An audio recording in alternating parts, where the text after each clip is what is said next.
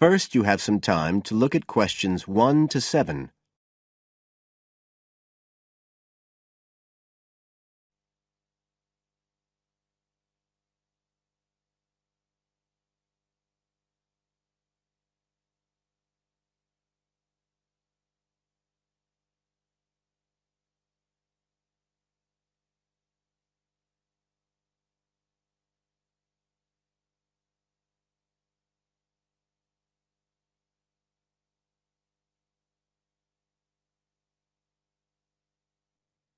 Listen carefully and answer questions 1 to 7.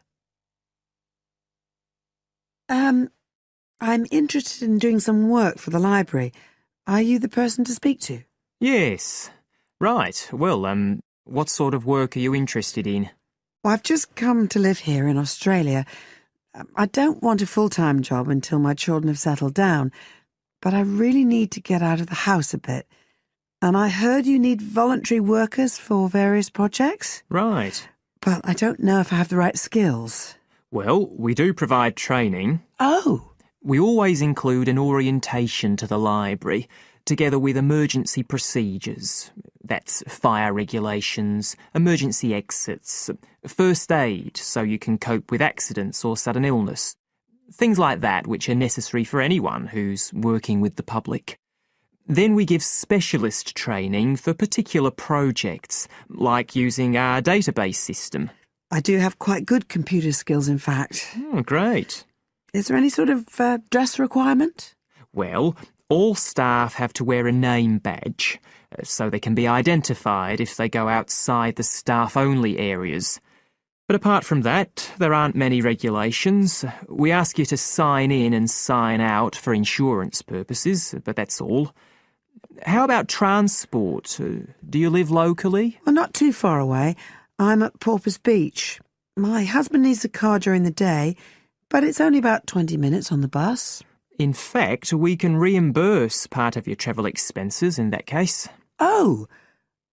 Would that be the same if I came by car? No, because parking is such a problem here. One thing we are looking for, though, is someone who can drive a minibus. No problem. So, do the projects involve going outside the library? Some, yes, but not all. We've just finished one which involved working with photographs taken of the area 50 or 100 years ago. It basically involved what we call encapsulation. Putting them in some sort of covers to keep them safe? Exactly. It's time-consuming work, and we were very grateful to have help with it. Then, sometime next year, we're hoping to begin working on an initiative involving the sorting and labelling of objects relating to local history. We'll be needing help with the cataloguing. Well, I'd definitely be interested. How about at present? Well, we have a small team who work to support those who are unable to read. Working with the blind? Yes, or other groups who have reading difficulties. We provide volunteers with equipment so that they can take books home with them and read them aloud onto CDs. We're gradually building up a collection that can be lent to those who need them. I can see it would be useful, but I'd really like to do some sort of work where I can get the chance to meet people. How about reading stories to children? That's done by our regular staff. But we do have another project. It's a very long-established scheme which involves helping those who are unable to have direct access to the library. Oh, I noticed someone with a trolley of books when I was at the hospital last week. That sort of thing. That would have been one of ours, yes. It's one of our most popular services. Lots of people who wouldn't dream of going to the library normally, when they're at home, borrow a book when the trolley comes round the ward. I can imagine. Yes, I'd definitely be interested in that. Right, so how do I enrol? Well, we do ask all volunteers to commit themselves to a regular period each week. I could probably do 5 or 6 hours. Oh, be careful not to take on too much. But we do need someone for a couple of afternoons, from 2 to 4, so 4 hours altogether. That sounds fine. Before you hear the rest of the conversation,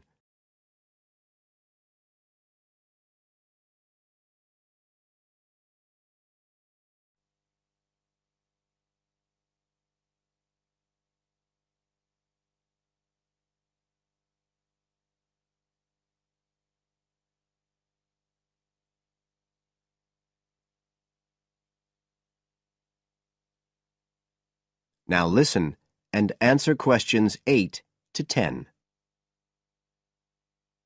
Right, so here's the application form. It asks the usual questions, name and address and telephone number. You also need to fill in details of who we should get in touch with in case of any accident or problem like that. We do need to have that filled in. And there's a space for date of birth, but that's only if you're over 75, so we won't worry about that. No. Oh, it asks for qualifications. Do I need to provide certificates? They're not necessary. We'll need the names of 2 referees, not relatives or family members, obviously. What else? Signature of parent or guardian. That won't be necessary, as I assume you're over 18. Yes. What's this? It says civil conviction check. That's a document we have to provide by law for those working on projects involving children, so we won't need it in your case. But you will need to sign this separate document. That's a copy of commitment. It's basically an agreement to work according to the library guidelines. So, if you'd like to fill this all in, you can do it here or take it home, whichever you prefer. I'll take it home if that's okay. Right, well, thank you for your time. That is the end of part 1. You now have half a minute to check your answers.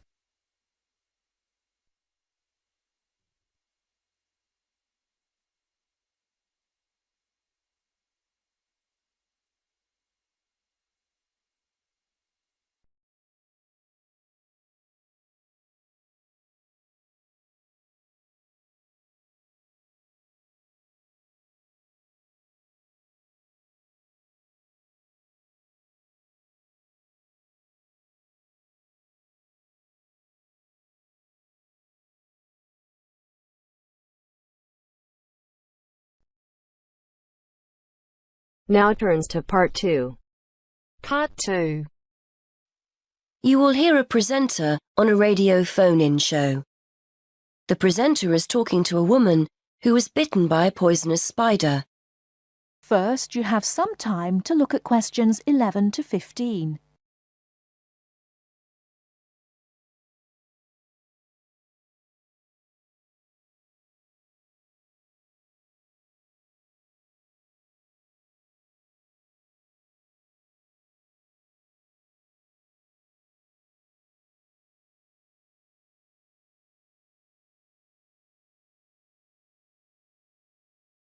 Now, listen carefully and answer questions 11 to 15. Today, we're continuing our Traveller's Tales. On the line we have Amanda Toddington, who had quite a nasty experience in Australia last year. Isn't that right, Amanda? Yes. My husband and I were on holiday and we were staying at a friend's house on the coast near Brisbane. It was towards the end of the holiday and I was about to go into the garden and enjoy my breakfast. I walked out into the kitchen, slid my left foot into my shoe and felt a tiny sting. It was pretty painless, but I shook the shoe off my foot and saw this tiny spider running out as the shoe hit the wall. Anyway, not being an expert, I presumed the worst, that I'd been bitten by something that was going to kill me, and I completely lost control. I don't think I've ever screamed so much in all my life. We'd been told beforehand to always check our shoes before putting them on, as it's a common way to get bitten. So I suppose it was my own fault, really. So what was it that had bitten you? Tony, that's our Australian friend, he immediately asked me if I knew what had bitten me, and I pointed to the corner of the room where I'd last seen the spider. He picked up a jar and found the creature in the corner where the shoe had hit the floor. "It's a redback," he said, and he gently placed the jar over the spider. The funny thing was, we'd been talking about some of the creatures we needed to be careful of a few days previously, and as he said the name redback, the conversation came flooding back to me. In particular, the fact that the bite can be extremely painful. I've found out since that the redback is from the same family as the black widow spider, and it's the female that does the damage, which it turned out was what I'd been bitten by. You must have been absolutely petrified. You can say that again. I remember feeling quite confused. I wasn't in a great deal of pain to begin with, and yet I could see from our friends' faces that they were concerned. Tony explained that the venom or poison of the bite spreads quite slowly, so the pain doesn't feel too bad at first. Gwen, Tony's wife, brought an ice pack, and Tony held it against the bite to make it less painful. Apparently, you're not supposed to put a bandage on the area, as this can make it hurt even more. Tony tried to put my mind at rest by explaining that this was quite a common bite, that the hospital would have an antivenom, and that everything would be okay. But I was beginning to panic. We were flying back to the UK the next day, and I really didn't know what to do. Before you hear the rest of the talk, you have some time to look at questions 16 to 20.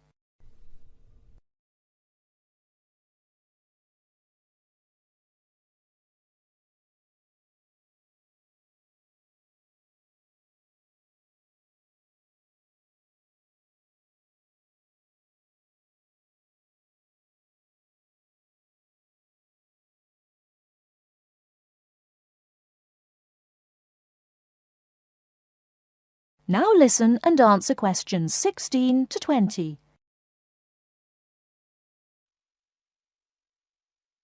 So what did you do? Well, Tony phoned the doctor, who told him to check my symptoms for the next hour or two. As time went on, the pain became very intense, from my foot right up to my knee. My husband was on the internet and was reading out the possible symptoms. I wasn't feeling sick, and I hadn't yet developed a fever, but I had a terrible headache, and my foot was beginning to swell up. At this point, Tony decided to take me to the local hospital to be on the safe side. I really didn't want to go, as I had visions of being kept in for days and all our plans being spoilt. But Tony and my husband insisted. When we got to the hospital, I was relieved to see how casual everyone was when Tony explained I'd been bitten by a redback spider. They told me to take a seat and got on with their work. And did you receive any treatment? By the time I got to see a doctor, the pain was very intense indeed, and I was getting quite upset.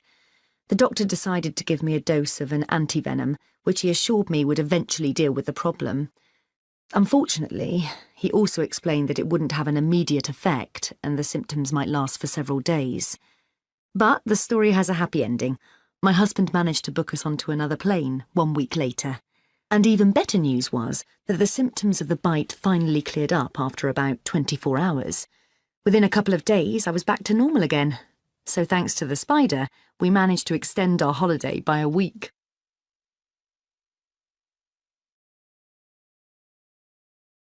That is the end of part 2. You now have half a minute to check your answers.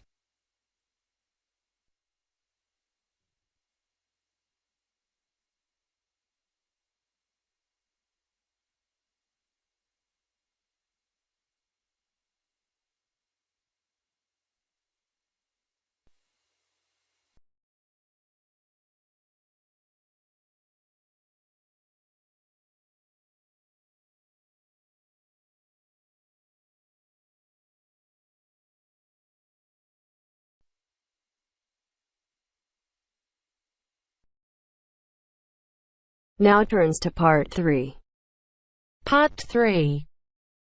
You will hear a discussion between a student, Aldo, and his supervisor, Dr. Hurst, about his research assignment.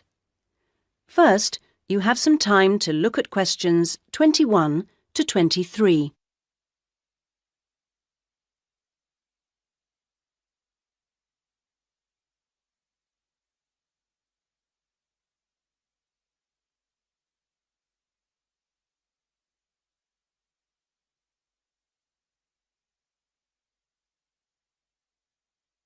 Now listen to the first part of the conversation and answer questions 21 to 23. So, Aldo, how's it going so far with your assignment? Not too bad. You're looking at the community round here. That's right. How people perceive the community they are in. Have you made much progress? I conducted quite a lot of interviews on the street with local residents. Their responses are interesting. I haven't got quite as many yet as I'd like, I had wondered if I'd have language problems, particularly with the different accents. I seem to have managed, though. Having to work in the open has made it harder, and with the cold weather there's been recently, people don't necessarily want to stop and talk like they do if it's nice and sunny. That's something I've had to deal with. Of course, some people are too busy to stop and talk, but that's okay. I see. So, have you formed a good overall picture of how people view the community? To an extent. I've certainly talked to plenty of older people. I guess they may have more time to talk. I still don't really have enough young mothers, though. I've managed to get enough older mothers and children through the schools. That's something I had been worried about. Well, that shouldn't be too hard. Now, how are you going to deal with all the data you've collected? That's the difficult part. I guess I need to run some analyses, but I'm rather unclear about what methods to use. You've told me you're confident about using computers, so you just need some input on choosing programs. You should attend a statistics seminar. They're held every Friday after the methodology seminars in room 105. That should help you to select an approach. Oh, good. I'll do that. Now you have some time to look at questions 24 to 30.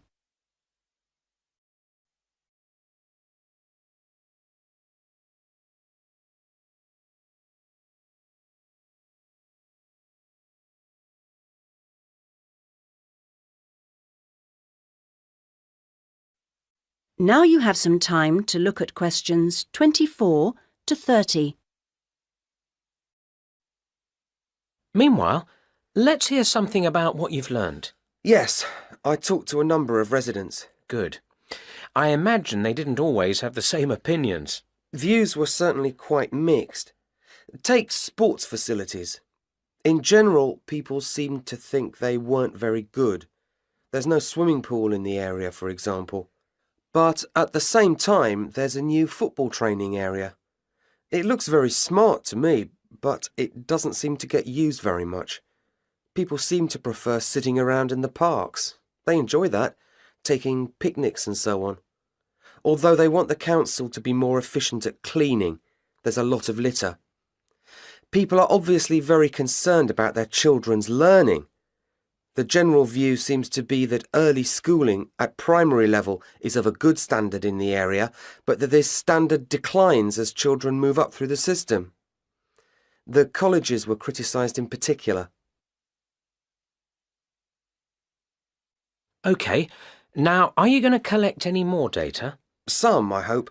There's a local festival next week, and I think the events there will give me some useful opportunities. I talked to a council officer about it all. Good. What does it involve? First, there's a dance show, which I'm sure I'll enjoy. The council explained that the concert hall's being renovated and won't be ready in time, so it's being held in the main square, which I think will be better anyway.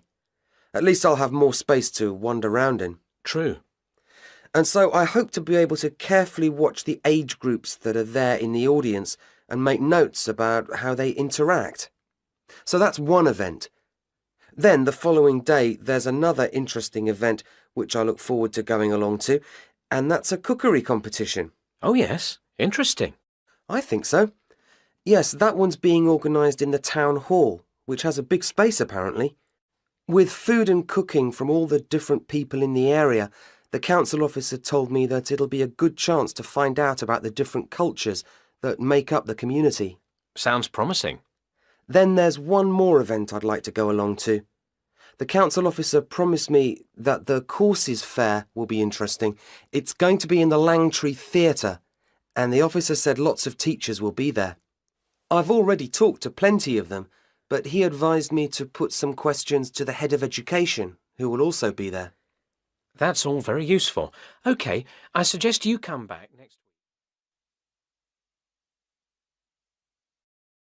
That is the end of part 3. You now have half a minute to check your answers.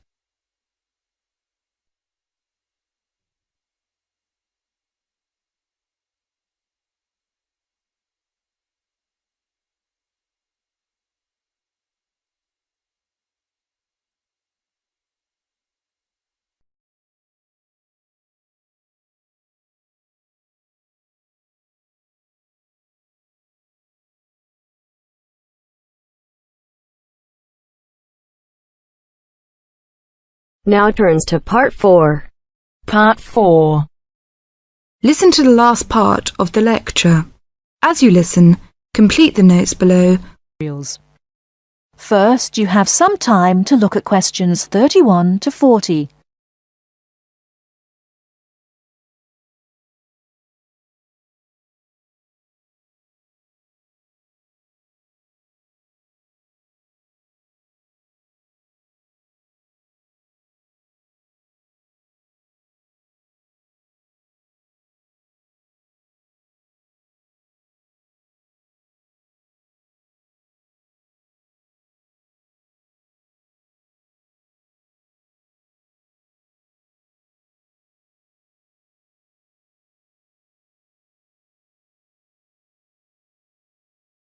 Now listen carefully and answer questions 31 to 40. Last time I said that a lot of Irish people left the country and went to England, America and many other foreign countries. Today I'd like to talk about the emigration. The effects of immigration were not all bad. The immigrants experienced a lot of hardship in their new countries. There is a famous story about a park in Shanghai, where Chinese and dogs were not allowed. Well, in England, until into the 1950s, signs for jobs sometimes read, "Irish need not apply." The immigrants often experienced discrimination, but they formed many organisations to look after their fellow immigrants. Many of these organisations later became very important. In America, the Irish chose politics as the way forward, and significant cities were controlled by Irish politicians. This movement reached its peak with the election of John F. Kennedy in 1960. His grandparents came from Ireland, and his election had a significant impact in Ireland, helping the process of recovery of self-confidence which we have today. Today, there are 70 million people of Irish descent living outside Ireland. In America alone, there are 40 million people, and 10 million of these people have a 100% Irish background. They carried the culture of their home country with them and adapted it to their new home. They made changes which would be unthinkable in the home country, and we often laughed at the Yankees' Irishness. In fact, any immigrant who came back to live in Ireland, often after many years, found it very difficult to fit into Irish society again. They had been changed by the experience. These immigrants have always had an interest in the old country. The American letter was a letter containing dollars sent back to one's family. More recently, President Clinton has been very influential in bringing peace to the north of Ireland. Riverdance itself was the idea of a dancer who was American, who applied American methods to traditional dancing, and the fusion was immediately popular. Modern Ireland has been able to use the disaster of the last century to learn modern marketing techniques and apply them, without at the same time losing what is distinctive about itself. Riverdance is a demonstration of that distinctiveness. That is the end of Part 4. You now have half a minute to check your answers.